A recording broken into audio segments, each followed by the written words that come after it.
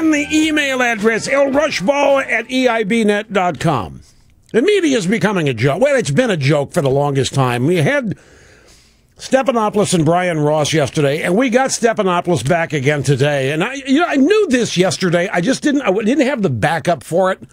But they totally misquoted the mother of this guy in Colorado and made it look like she was confirming for them that they had the right guy when she said that you've got the right person. She was talking about herself.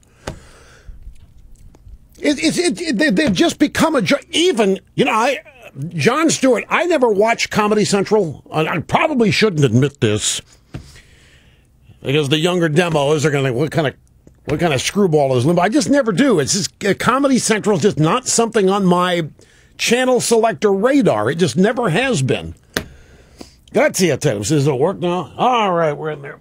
So, Jon Stewart even rips Brian Ross. He said, what does it take to get fired at ABC? What does it take to get fired? It's a good question. What does it take to get fired at NBC? And now, folks, according to the latest Gallup and USA Today poll, despite the concerted Democrat attacks on his business record, Romney has a large advantage over Obama when it comes to managing the economy. And the Politico had the story on this. Gallup, Bain still a positive for Romney. This has been a total bomb by Obama, this effort to castigate Romney on the basis of Bain Capital. It may be the political question of the summer, says Politico. Are Team Obama's attacks on Romney's business background working? Priorities USA polling says yes. Other independent polls, Gallup, NBC, Wall Street Journal say no, not really. Reuters says it's working, but nowhere else. Gallup's out with a round of data for USA Today suggests whatever the marginal impact of the Bain assault, Romney's businessman brand is more of an asset than anything else, and that in the big picture, he's well-positioned on the economy by more than 2-to-1, 63 to 29%. Those surveyed say that Romney's background in business, including his tenure at the private equity firm Bain Capital, would cause him to make good decisions, not bad ones, in dealing with the nation's economic problems over the next 4 years. This is and Obama has, how many millions of dollars has Obama spent to bring about the exact opposite result?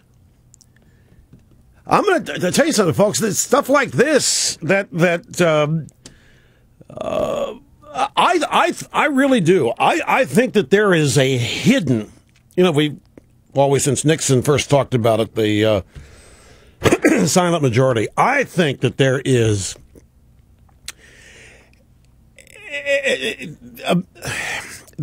a groundswell of anti-Obamaism out there that is set to explode and shock and surprise everybody in the media and on the Democrat side. I don't think this is a tight race. I don't think it's nip and tuck like the polls say. You don't attack the U.S. economy this way. You don't damage it this way and have people just sit by and say, oh, okay. We have not become a passive people. We are not a passive country. Now, the only poll that claims that Obama's attacks on Romney have had any effect is from Reuters. They claim that 36% of registered voters say the issue has made them see Romney less favorably. But that's the only poll out there. And Reuters polls have traditionally been pretty laughable. Just a week ago, they claimed that Obama had surged ahead of Romney by 6 points. If you recall, that one, no other poll has found that then or now. So they're probably deep in the tank, obviously deep in the tank for Obama. And they're trying to outlie even the outliers, is the way to put it. Now, it is also now some concern, ladies and gentlemen, that we are seeing about negative campaign ads and whether they're working for Obama or not. See, that's the focus. Not whether the ads are true, not whether there's any merit to them, but they're these negative ads working. That's after the Gallup USA Today poll comes out. Oh, Romney's still doing well. So it's not that Are negative ads good or bad? Are they working? Are they working for Obama? Even the AP's article on this poll has to admit, quote, the findings raise questions about Obama's strategy of targeting Bain's record in outsourcing jobs and hammering Romney for refusing to commit to releasing more than 2 years of his tax returns. The AP says that the Americans seem focused on the economy. Damn it. Americans seem focused on the economy, where disappointment with the fragile recovery and the 8.2% unemployment rate are costing the president. What about costing the country? What about costing the American people? So despite what Newsweek says, we aren't all socialists now. And these polls just continue to shock. Obama is floundering. And I'm telling you, they've got their story here. Chris Cillizza, Washington Post, scariest chart of the day for Democrats. I don't bother with charts, folks, because you can't see them, and I'm not going to take the time to zoom in and out with my little DittoCam remote control here. So I don't do charts. Charts are for television. But I will tell you, Chris Cillizza, scariest chart of the day for Democrats. Democrats from Obama on down have spent months worrying publicly and privately that the massive influx of money to Republican-aligned super PACs could create a massive inequality in spending over the final months of the 2012 campaign. Those fears are now well on their way to being realized as Republican super PACs continue to rake in sums well in excess of what their Democrat counterparts are collecting. The Sunlight Foundation, which does great things with data visualization, did the math. They graphed out the total amount of itemized, that's $200 and above, contributions to Democrat and Republican-aligned super PACs since the start of 2011. Republican super PACs have brought in $228 million since January of 2011. Democrat super PACs have collected $80 million. This is why the Democrats so hate the Citizens United case and so hate the idea that corporations. And I can cause heart attacks by saying that word. Any liberals in the audience? Corporations are people. That just sends them into orbit. Corporations are people. They hate that ruling because of imbalances like this. $228 million to Republican super PAC. There are people giving money to Romney and these super PACs to get rid of Obama in droves. Folks, it is unlike anything you've seen, and you're not hearing about it. Well, I'm telling you, there is an undercurrent. It's unseen because it's not reported. It's feared. In the media, the Democrats, they all know it's there, but they're scared to death of it, but they don't dare talk about it in real terms so as not to give it any greater life than it already has, but they're worried to death over it. There's a 3-to-1 advantage here in super PAC contributions for conservatives. This is conservatives that are giving this money. That chasm is even more consequential when you consider that Romney and the Republican National Committee ended June with $170 million in the bank compared to $144 million for Obama and a Democrat National Committee.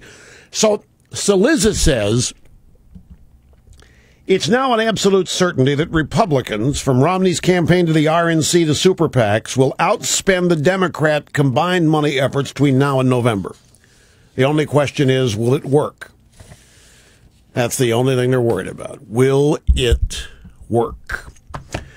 I'm feeling ebullient, not overconfident. Don't misunderstand. As I have said countless times, I'll say it again, anything can happen between now and November, and politics are, Oh, the election held today, landslide, huge landslide. I mean, I'm trying to play golf over the weekend, a member guest, and I don't care where we went, golf course, the heavy hors d'oeuvre cocktail party on Friday night, the beach club dinner on Saturday night. People come up. So, Rush, tell me what this is going to be. What's he like? And I just, normally in situations like that, I kind of soft sell it so as not to inspire further conversation. All I'm trying to do is sit down and, pretend I'm having fun, party. But I launched at him. I said, landslide. Romney landslide. And they all nod. Great relief. And what about the Senate? Oh, Reid's gone. That's key, but Reid's gone. And that's when they start arguing with me. That's when they start having that people still there's a tendency here to want to believe bad news. There's a tendency to want to believe that the bottom's dropping out, and I understand that. I mean, we're living in the middle of the bottom dropping out, and that's what we hope to stop and arrest. But no, at the election today, landslide. Not even what these guys are all saying, and as they report these polls, they know it. They know how Obama stepped in it in Roanoke. Now, we're not through with that, by the way. They know how Obama's stepping in it practically every time he goes off prompter. Carville's out there today warning a Democrat, you better get off this gun control business. You better leave it alone. You're going to lose big if you keep harping on this gun control business. Stay away from it. This incident, Colorado has not galvanized people against the Constitution of this country. This incident has not galvanized people into wanting more gun control. Fast and Furious would not have worked either, despite what they were trying. Let me take a brief time out here, folks. We'll come back and we'll get started with today's incarnation of Obama. And you didn't make that happen. You didn't build that. Somebody else did that. After this, don't go away.